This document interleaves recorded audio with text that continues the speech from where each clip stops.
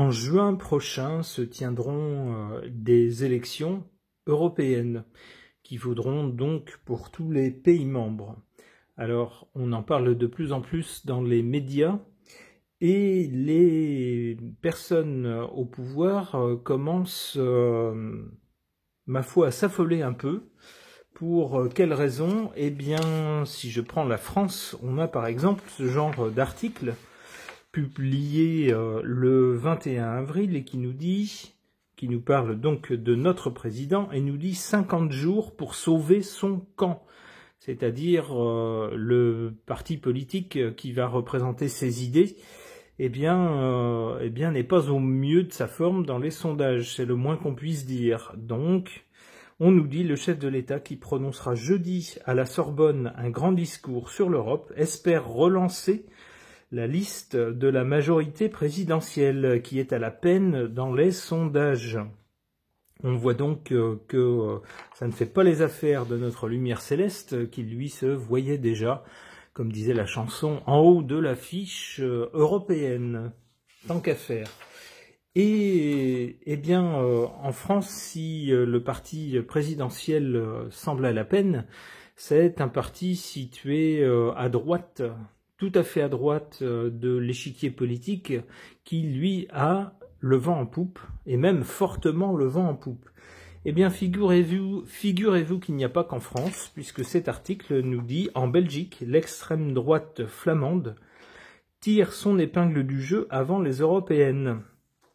On nous dit en Belgique, où les électeurs voteront le 9 juin pour les élections européennes, mais aussi pour leurs élections fédérales et régionales, les disparités électorales se creusent entre les 3 régions de Belgique, c'est-à-dire au nord la Flandre, au sud la Wallonie et entre les deux la région de Bruxelles-Capitale. Très peu visible en Belgique francophone, donc en Wallonie au sud, l'extrême droite campe en revanche en tête des intentions de vote en Flandre. Et la suite de l'article dont je vous fais grâce nous dit qu'il n'y a pas qu'en Belgique que un parti d'extrême droite se trouve tout à fait bien placé dans des élections, en particulier européennes. Il y a également la France, je viens de vous le dire, mais également l'Italie, mais également l'Allemagne et également d'autres pays. Ce qui inquiète un peu nos pouvoirs politiques. Pourquoi ? Parce que pour tous ces pays, l'Europe est considérée comme étant une chose nuisible pour les citoyens. Et donc, si tous ces partis devaient obtenir une majorité de sièges, on pourrait sans doute penser qu'il y aurait un net infléchissement ou un changement peut-être des politiques européennes, ce qui ne fait pas l'affaire de nos pouvoirs en place. Alors, concernant ces élections à venir et peut-être leurs résultats, savoir comment tout cela va tourner finalement, j'interroge mon tarot.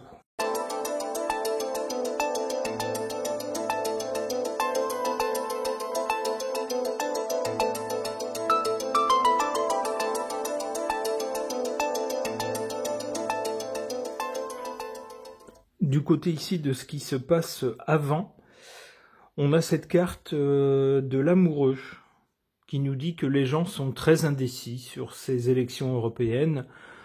Beaucoup de gens se disent bon, le niveau européen, c'est pas notre niveau national, on s'en fiche un peu. Et puis d'autres se disent on sait même pas trop pourquoi on vote, ni pour qui on vote. Leur programme c'est assez flou, c'est assez loin de nous.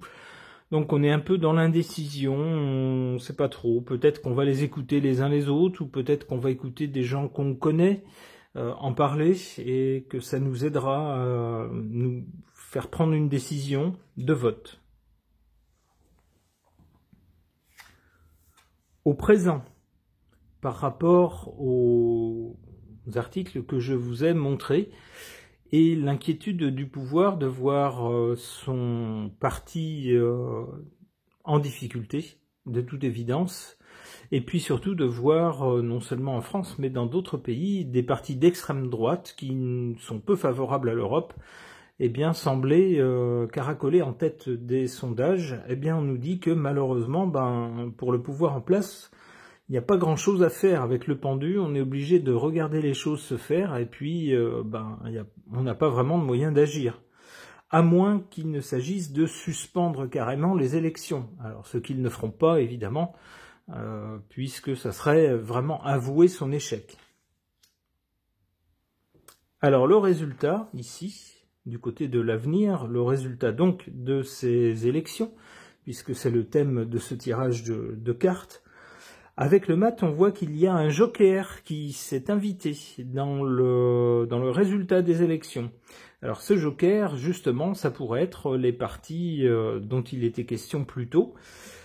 On le voit ici qui jouent le rôle de trublions et qui font dérailler en quelque sorte presque le projet européen et qui lui font prendre un tout autre chemin.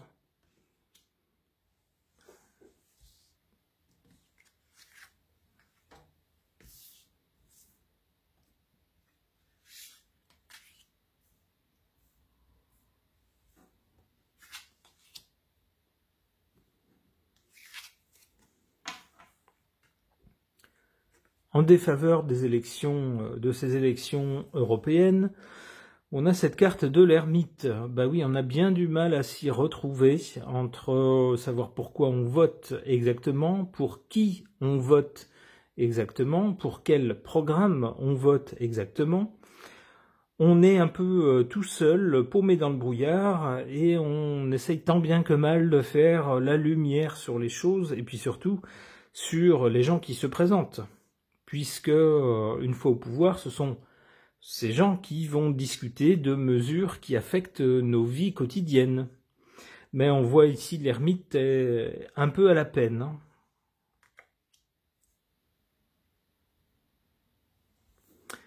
En revanche, en carte ici favorable, on a l'empereur, bien sûr. Mais oui, l'empereur comptait sur ces élections, en tout cas jusqu'à présent. Il semblerait qu'il compte toujours sur ces élections. On a vu avec l'article en introduction qu'il va probablement tenter de booster le parti qui le représente et représente ses valeurs, ses aspirations, avec un discours. Eh bien, notre empereur, à nous, compte bien sur ces élections pour se voir propulsé à un poste peut-être plus intéressant, ou alors pour voir son influence grandir dans ce club européen.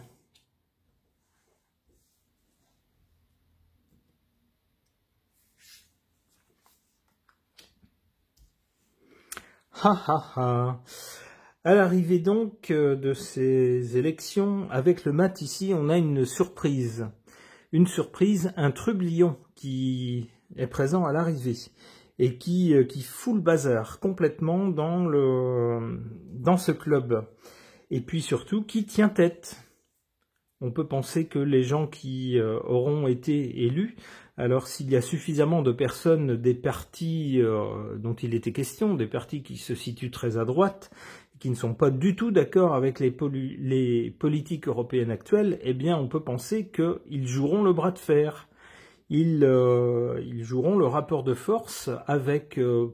alors je ne sais pas si ce sera toujours Pustula qui sera à la tête de la commission, mais que ce soit elle, que ce soit quelqu'un d'autre, eh bien on peut penser que les gens qui auront été élus se sentiront très forts de leur grand nombre, pour tenir tête à toutes les mesures qui leur sembleront contraires à l'intérêt des citoyens.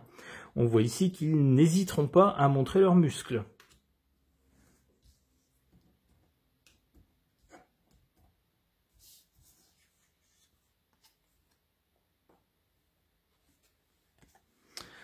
La papesse. Attention toutefois,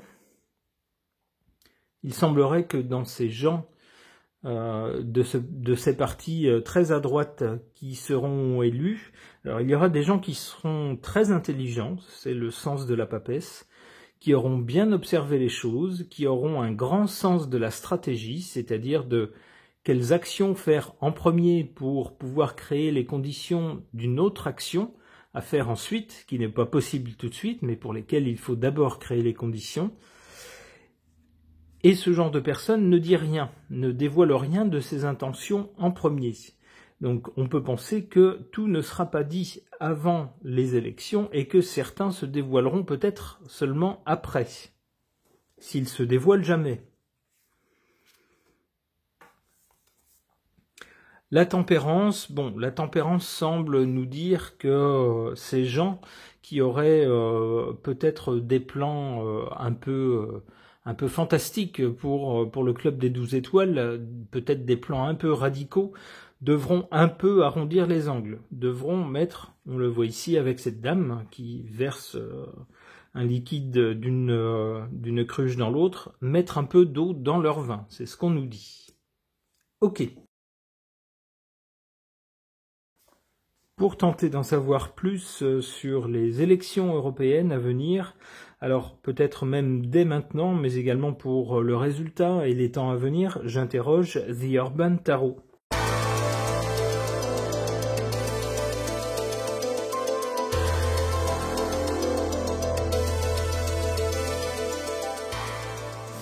Que voit-on dans ces cartes ? Ici à l'origine, on voit cette carte de la satiété.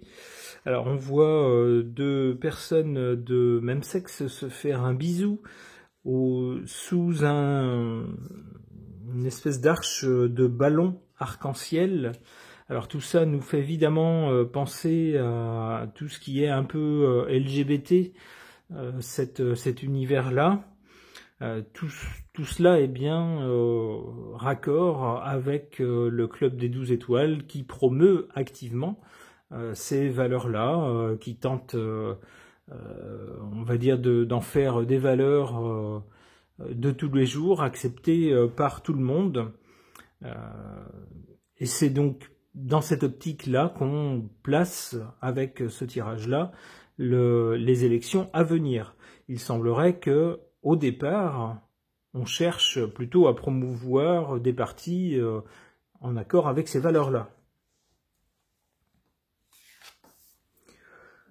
Pour le présent, ici, on nous parle d'amour, mais d'une autre sorte d'amour.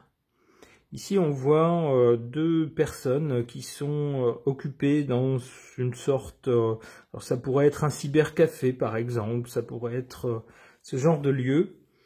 Deux personnes qui sont occupées chacune sur leur ordinateur, mais qui se lancent un regard complice, et on voit leurs mains qui se rapprochent. C'est beaucoup plus doux et beaucoup moins direct, on va dire, que la carte précédente. Donc on verrait peut-être au présent, dans la campagne telle qu'elle est actuellement, peut-être des gens qui sont revenus sur un côté LGBT jadis très très agressif et qui a suscité chez beaucoup de gens un sentiment de rejet ou un pas en arrière face à des choses qui peut-être étaient trop crues pour eux et peut-être trop nouvelles pour elles. Alors il semble que parmi les partis politiques, on ait compris la leçon et qu'on se dise il faut y aller plus doucement. C'est ce que semble nous montrer cette carte ici.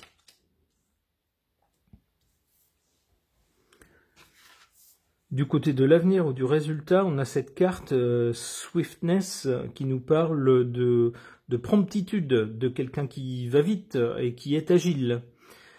Alors, quelqu'un qui va vite et qui est agile, ça pourrait être qui ? Eh bien, ça pourrait être les gagnants, les grands gagnants de cette élection. En tout cas, les partis qui gagneraient cette élection. Alors, remarquez que la roue du vélo, enfin de ce qui est censé être un vélo, semble plutôt avoir une tête de gouvernail ou de roue de fortune, dont la symbolique en général est une symbolique de changement. Ça semblerait nous dire qu'à l'arrivée de ces élections, il risque d'y avoir des changements rapides en fonction des partis qui sortiront les plus en pointe.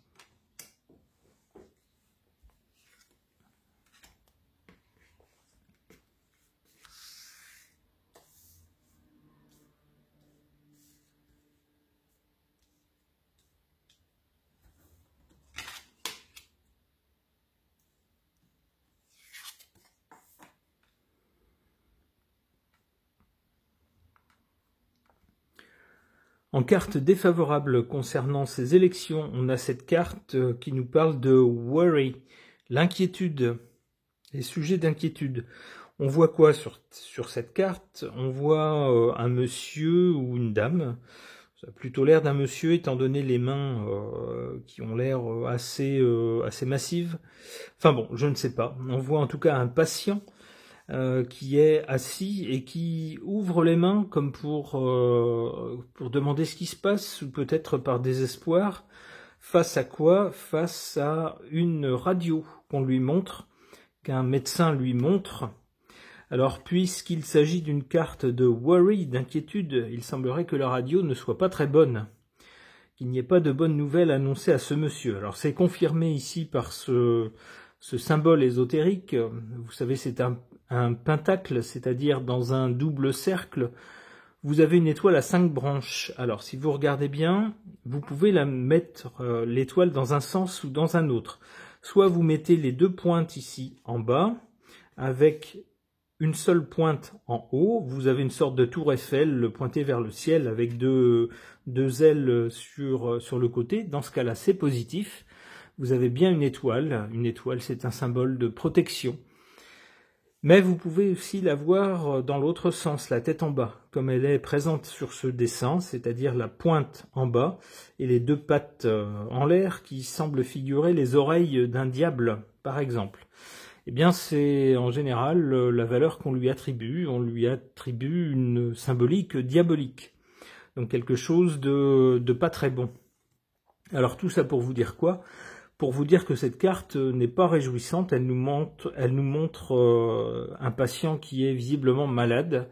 Et puisqu'il s'agit ici d'élections européennes, il semblerait que le club des 12 étoiles ne soit pas au meilleur de sa forme et soit même engagé sur une longue maladie.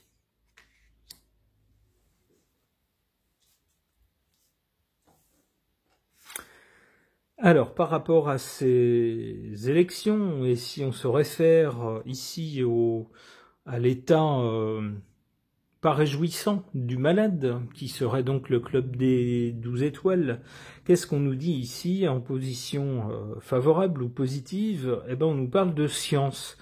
On nous dit qu'il faudrait faire appel à la science pour tenter de soigner ou de sauver le malade. Alors, le malade, il doit être très malade, puisqu'on voit ici des épées qui lui transpercent le cœur. Ça serait donc le cœur du club des 12 étoiles qui serait touché. Et ici, avec le serpent, on n'a bien sûr pas des bonnes nouvelles. Mais on nous dit qu'avec de la science, c'est-à-dire qu'en prenant les choses de façon rationnelle, en s'appuyant sur des choses concrètes, mesurables, des choses que l'on peut voir, toucher, et pas des théories, pas des... pas des... de l'idéalisme, pas des grandes idées qui parfois sont très jolies, mais sont difficiles à appliquer en pratique, surtout quand on traverse une passe financièrement difficile. Eh bien là, on nous dit non, avec la science, il faut revenir les pieds sur terre.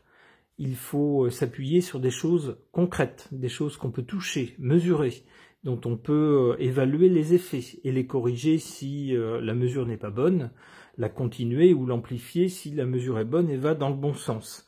C'est le genre de remède ici qu'on nous donne par rapport à ce club.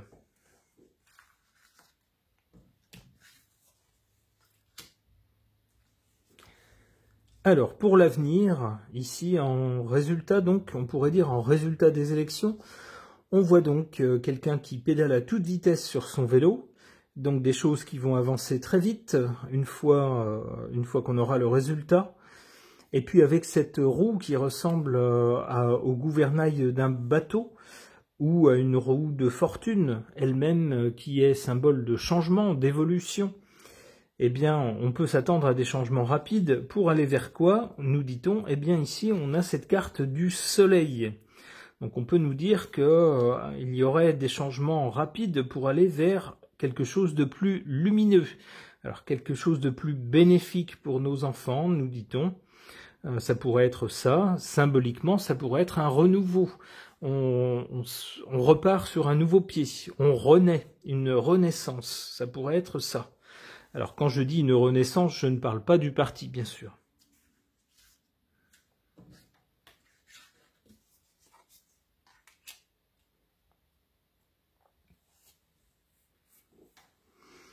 Bon, que voit-on sur cette dernière carte? On voit quelqu'un ici qui est au pied d'un bâtiment imposant, qui laisse penser à un État très riche, par exemple.